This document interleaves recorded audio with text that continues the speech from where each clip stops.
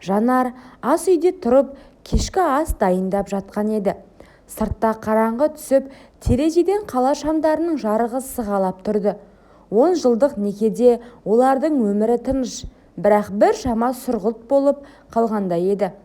Балалары жоқ.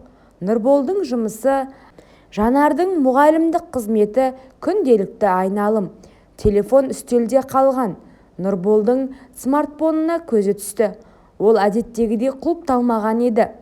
Жанардың жүрегі бір сәт дүрсіл қақты. Бірақ ол өзін-өзі тоқтатпады. WhatsApp'ты ашты. Соңғы чаттардың бірінде әйелдің аты. Жанна. Суреті әдемі, бірақ шаршаған көздер. Соңғы хабар: Нұрланның мектебіндегі жиналысқа бардым. Бағалары жақсы. Сен жіберген ақшаға алғыс. Ол сені сұрап жүр. Жанардың қолы қалтырап кетті. 10 жыл. Олар 2015 жылы үйленген.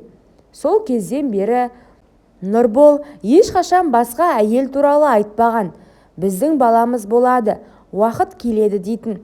Ал мына хабар, бұл тек бір реттік емес, ұзаққа созылған байланыс сияқты көрінді. Кешке Нұрбол жұмыстан келгенде үйде ауыр үнсіздік орнады. Жанар дастарханға отырғызбай тікелей сұрақ қойды. Нұрбол, сен 10 жыл бұрын бір әйелді жүкті етіп тастап кеткенсің бе? Және сол балаға әлі күнге дейін көмектесіп жүрсің бе? Нұрболдың беті бірден бозарып, көздері төмен түсті. Ол орындыққа отырып, қолдарын бетіне көтерді. Дауысы әрең шықты. Жанар, мен саған айтқым келмеді. Өйткені сен таза едің. Мен сол кезде кір болдым. Сол түні Жанар алғаш рет қонақ бөлмеде ұйықтады. Терезеден жұлдыздарды қарап, өмірдің қаншалықты нәзік екенін ойлады. Махаббат деген не? Сенім бе, әлде кешірім бе? Ол әлі білмеді. Ертеңіне таңертең Нұрбол бәрін толық айтты. Олар диванда отырып, кофе суып қалған. 25 жасында Нұрбол бизнеспен айналысып, ақша табуға тырысқан кезі. Жанна сол кездегі танысқан қыз. Әдемі, еркін, өмірді жеңіл қабылдайтын. Олардың қарым-қатынасы бірнеше айға созылды. Құмарлық, түнгі серуендер, уәделер. Бірақ Жанна жүкті болғанын айтқанда Нұрбол үрейленді. Жұмыс, болашақ, отбасылық армандары бәрі құлдырап кеткендей болды. Ол қашып кетті.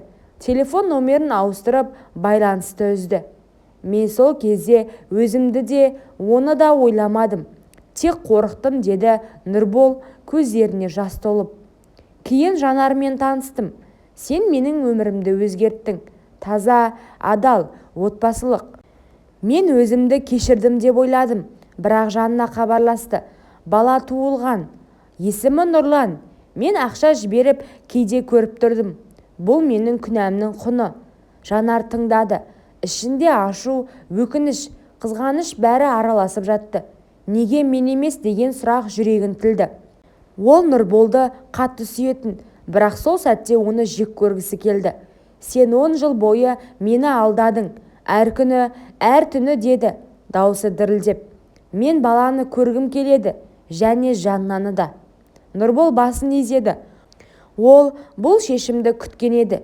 Бірақ бұл шешім олардың некесін сынаққа салатынын екеуі де түсінді. 2014 жыл, Алматы. Нұрбол жас, амбициялы, ақша табуға құштар. Жанна 23 жастағы қыз. Әкесі жоқ, анасымен тұрады. Олар кешкі сауық орнында кездесті. Жанна күлкісімен, еркін мінезімен Нұрболды баурап алды. Бір түн, екінші түн олардың қарым-қатынасы құмарлыққа толы болды. Жанна, мен сенімен болашақ құрғым келеді дейтін. Нұрбол уәде беретін, бірақ іштей қорқатын. Жүктілік туралы хабар келгенде ол дүркіреп кетті. Мен әлі дайын емеспін деп Жаннаның өмірінен жоғалып кетті. Сол кезде Нұрбол Жанармен танысты. Жанар мектептегі жас мұғалім, кішіпейіл, арманшыл. Олардың махаббаты тыныш, терең болды. Үйлену, үй салу, ортақ өмір. Нұрбол өткенді жабуды ойлады, бірақ өткен ешқашан толық жабылмайды. Жанна жалғыз қалды. Баланы босанып Нұрлан деп атады. Қиындықтарға қарамастан ұлын жалғыз өсіруге бел буды. Ол Нұрболды іздемеді, тек бала үшін ақша сұрады. Жанар Жаннаны тапты. Кофеханада кездесті. Жанна әлі де әдемі, бірақ көздері шашыраған, қолдары жұмыстан қатайған. Мен Нұрболды сүймедім деп айта алмаймын, бірақ ол кеткенде мен оны күтпедім. Тек бала үшін күрестім, деді Жанна кофеге қарап. Сен мені жек көресің бе? Мен сені түсінемін, бірақ Нұрланға әке керек болды. Мен оны мәжбүрлемедім, бірақ Нұрбол өзі келді. Жанар тыңдады. Жаннаның әңгімесінде өмірдің қаталдығы, аналық махаббат, жалғыздық бар еді. Жанар өзін кінәлі сезінді. Ол бақытты болған, ал Жанна қиналған. Мен сол баланы көргім келеді, деді Жанар. Және біз бұл жағдайды қалай шешетінімізді бірге ойласуымыз керек. Жанна басын изеді. Екі әйелдің арасында дұшпандық емес, ортақ ауырлық тұрды. Нұрбол Нұрланды үйге әкелді. 10 жасар ұл, әкесіне өте ұқсас, қара шаш, өткір көздер, бірақ көзінде сақтық пен сұрақ бар. Сен менің әкемсің бе? Неге бұрын келмедің деп сұрады Нұрлан бірден. Дауысы балалық, бірақ ересекше. Нұрбол тізерлеп отырып ұлының қолын ұстады.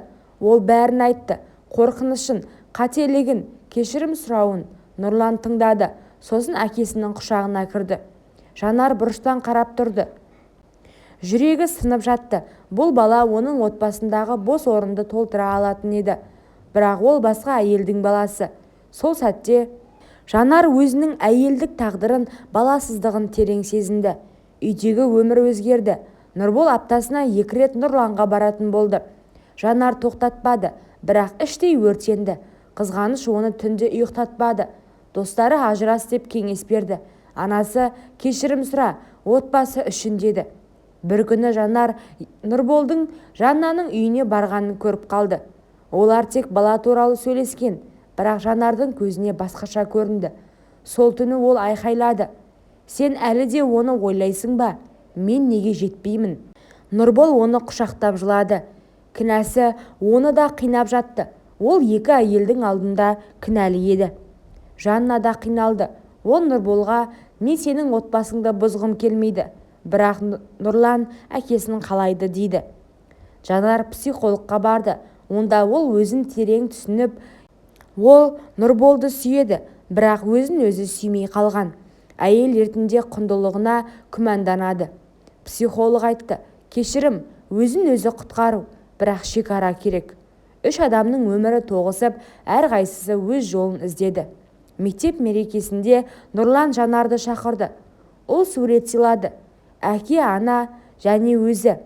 Бірақ суреттің артында және 4-ші адам Жанар деп жазылған еді. Сен менің өгей шешемсің бе? Мен сені ұнатамын, деді Нұрлан. Жанар жылап ұлды құшақтады. Бұл сәт оған жаңа күш берді. Бала жүрекпен таңдау жасай алады. Нұрбол Жанардың алдына тізерлеп отырды. Мен қателестім, бірақ сенсіз өмір сүре алмаймын. Біз бірге балалы боламыз, немесе Нұрланды ортақ тәрбиелейміз. Сен менің отбасымсың. Жанар ұзақ ойланды. Ол өзінің күшін сезінді. Мен кешіремін, бірақ енді мен өзім үшін өмір сүремін. Сен әке бол, мен күшті, тәуелсіз әйел боламын. 1 жыл өтті. Жанар өз бизнесін ашты. Шағын білім орталығы. Нұрбол мен Жанар әлі бірге, бірақ қарым-қатынас тереңірек, адалдау. Нұрлан олардың үйіне жиі келеді. Жанна жаңа өмір бастады. Бір күні дәрігер Жанарға сіз жүктісіз деді. Нұрбол оны құшақтап жылады. 10 жылдық қателігім үшін 1000 кешірім. Жанар күлді. Бұл қателік емес, сабақ болды. Енді біздің отбасымыз толық. Күн батқанда 4-еуі Нұрбол, Жанар, Нұрлан және іштегі нәресте саябақта серуендеп жүрді. Өмір ауыр сынақтар береді, бірақ кешірім, жауапкершілік және шынайы махаббат ең терең жараларды да емдей алады. Әр адамның өткені бар, бірақ болашақ ортақ таңдау.